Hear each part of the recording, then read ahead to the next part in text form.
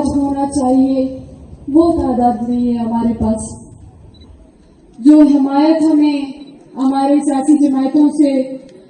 حاصل ہونی تھی وہ ہمیں حاصل نہ ہو سکی.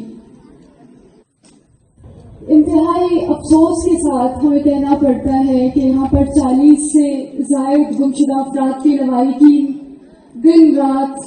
سردیوں میں گرمی میں مسلسل ایک ہفتے تک بارش میں یہاں پر کن تکلیفوں کا سامنا کرتے ہوئے انہوں نے گزارا انہی کو ہی اندازہ ہے. لیکن کوئی پرسان حال نہ رہا, کوئی یہ حال پوچھنے کے لیے نہ آیا کہ آپ لوگ یہاں پر کیوں بیٹھے ہیں, آپ لوگ کے مطالبات کیا ہیں. میں سمجھتی ہوں کہ بار بار ہماری جدوجہد کو 8 سال کا 10 سال کا نام دیا جائے گا, تو میں سمجھتی ہوں یہ بہت چھوٹی جدوجہد ہے. جس قرب سے ہمارے لوگ گزر رہے ہیں, ہمارے جبری طور پر گمشدہ ہمارے پیارے جس تکلیف سے گزر رہے ہیں, ان کی وہ جو ڈیزرو کرتے ہیں ان کے حوالے سے یہ بہت ایک چھوٹی اسٹرگل ہے. اور مجھے ایک چیز یاد ہے جس کو میں نے بار بار کہا ہے کہ جب میرے والد صاحب ہمارے گھر میں آتے تھے تو ہمارے کچھ رشتہ دار ان سے کہتے تھے کہ تم اس طرح کے سیاسی جو ہے ایکٹیویٹیز میں شامل ہوتے ہو, کل کو تم پکڑے جاؤ گے, مارے جاؤ گے. آج کل ملک کے حالات کا بھی سب کو پتہ ہے کہ یہاں پر سیاست کرنے والے کو ہی نہیں چھوڑتے ہیں. منشیات فروش, ڈاکو, یہاں پر دہشت گرد, سب لوگ سرعام ڈھونڈ سکتے ہیں, لیکن آپ تو ایک سیاسی کارکن ہیں, آپ کے لیے یہاں پر رہنا مشکل ہو جائے گا. تو میرے والد صاحب کہتے تھے کہ کوئی بات نہیں, میں اپنے قوم کے لیے کر رہی ہوں. آج اگر میں یہ کام کر رہا ہوں, کل اگر میں اٹھا لیا جاؤں گا یا مارا جاؤں گا تو میرے پیچھے ایک بہت بڑی قوم ہے جو کہ میرے بچوں کو سنبھالنے کے لیے کافی ہے. لیکن انتہائی افسوس کے ساتھ کہ یہاں پر 40 دن بیٹھنے میں مجھے یہ اندازہ ہوا کہ میرے والد صاحب غلط تھے. ان کے پیچھے جو وہ امیدیں لگائے بیٹھے تھے کہ ان کے پیچھے ایک قوم ہے, ان کی بیٹیوں کے لیے اس کی جبری گمشدگی اور اس کی تلاش کے لیے ان کی بیٹیوں کے ساتھ جو کندھے پہ کندھا بٹھائیں گے یا جو جبری طور پر گمشدہ افراد کے لواحقین ہیں ان کے ماؤں کے ساتھ کھڑے ہوں گے, وہ قوم آج ہمارے ساتھ نہیں ہے.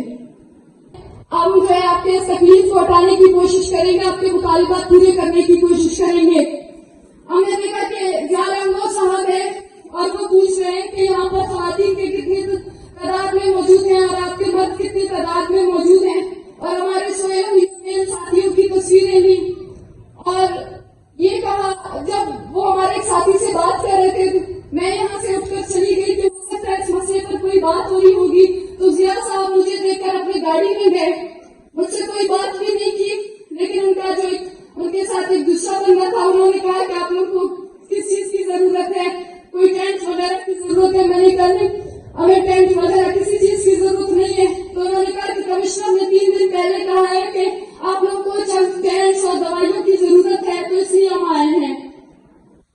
جس دن بارش ختم ہو رہی ہے اسی دن سے علامہ صاحب آئے ہیں کہ ہمیں ٹینٹ کی ضرورت ہے, دوائیوں کی ضرورت ہے, اور اس کے علاوہ اور آپ کیا چاہتے ہیں. میں نے یہی کہا کہ ہم یہاں پر سیلاب زدگار نہیں ہیں, ہمارے گھر یہ سیلابی ریلا نہیں بہ کے گیا ہے, ہمارے لوگ اس سیلابی ریلے سے نہیں مرے ہیں, جس کی وجہ سے آپ نے ہمیں ان 2-4 خیموں میں دیکھ کر شاید آپ سوچ رہے ہیں کہ یہ جو سیلاب متاثرین ہے اور ان کو بھی انہی سیلاب متاثرین کے پاس لے کر جاؤں گی. شاید آپ سوچ رہے ہیں کہ یہ جو سیلاب متاثرین ہے اور ان کو بھی انہی سیلاب متاثرین کے پاس لے کر جاؤں گی. محترم, ہمارے لوگ غائب ہیں, ہمارے لوگ کئی سالوں سے غائب ہیں, اور ان کی غیر موجودگی کے بعد پھر ہم نے بھی کبھی خوشی نہیں دیکھا, پھر ہم بھی کبھی چین سے نہیں رہے. آپ کو کیا لگتا ہے کہ یہ کون سی بڑی تکلیف ہے جس نے ہمیں اس انتہائی شدید بارش میں بھی یہاں رکنے پر مجبور کیا؟ जो है बात होता है जब भी गुमशुदगियों के मसले पर मुख्तलिफ इल्जाम लगते रहते हैं कि ये दहशतगर्द हैं, इन फैमिलीज को इंडिया की तरफ से पैसे मिल रहे हैं यहाँ पर बैठने के लिए, यहाँ पर जो है ये इनके रास्ते अफगानिस्तान से हैं। लेकिन मैं समझती हूँ कि आप किसी भी बंदे को लेकर आए, भले ही उसको जो है करोड़ों की उसमें पैसे मिले हैं इंडिया की तरफ से, अफगानिस्तान की तरफ से या कहीं पर, वो ये 40 दिनों की तकलीफ से जो हम गुजरे हैं वो ये भी नहीं कर सकता है। लिहाजा हमारी तकलीफ को समझें, हमारी तकलीफ को महसूस करें। हम और मजीद अपनी दुख, अपनी तकलीफ नहीं दिखा सकते और